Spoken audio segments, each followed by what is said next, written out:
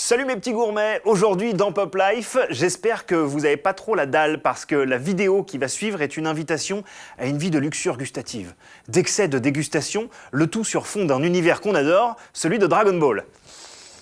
Ça sent Goku!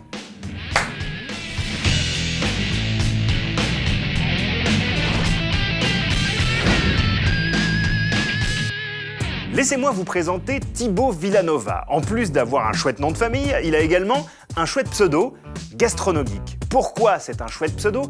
Parce qu'il est parfaitement clair sur ce qu'il fait. Thibaut, son expertise, c'est la bouffe et la culture geek.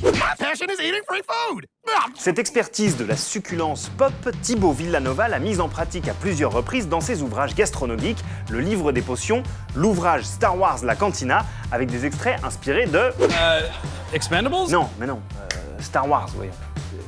Salut bande de gourmands, bienvenue sur la chaîne Gastronogeek. Aujourd'hui, à l'occasion de la sortie de mon nouveau livre, le Star Wars Cantina, et à l'approche de Rogue One, le prochain film de la franchise Star Wars, je vous propose de découvrir la cuisine d'une galaxie très lointaine.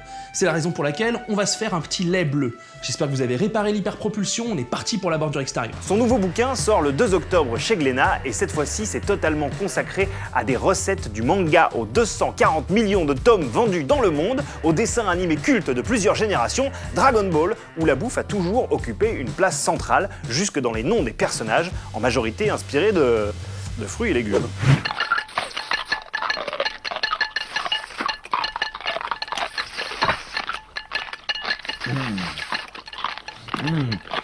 C'est absolument délicieux. Oh ça oui, je me régale beaucoup, merci.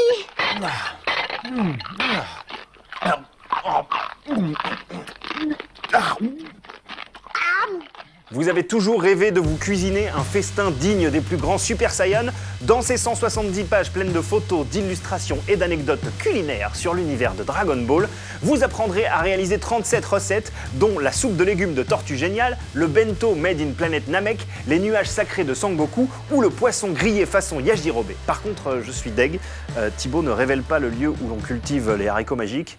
Et ça, c'est dommage. Super, c'est bien ma chance. Je suis privé de haricots magiques. Les recettes légendaires de Dragon Ball par Thibaut Villanova, c'est dispo maintenant, édité par Glénat, et c'est accessible aux cuisinières et cuisiniers aguerris ainsi que novices. Itadakimasu.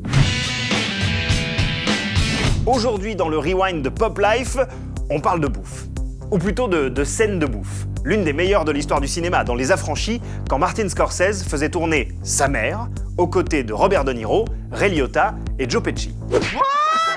En 1990, Scorsese sort un de ses plus grands films, Les Affranchis. À un moment, le personnage de Joe Pesci rentre à la maison familiale, en pleine nuit, accompagné de De Niro et Ray Liotta. Ils sont surpris par sa mère, qui se met en tête de leur préparer à dîner. Cette maman, c'est Catherine Scorsese. Et c'est également elle qui prépare à manger. Can't you get yourself a nice girl? I get a nice one almost every night, Ma. Yeah, but get yourself a girl so you could settle down.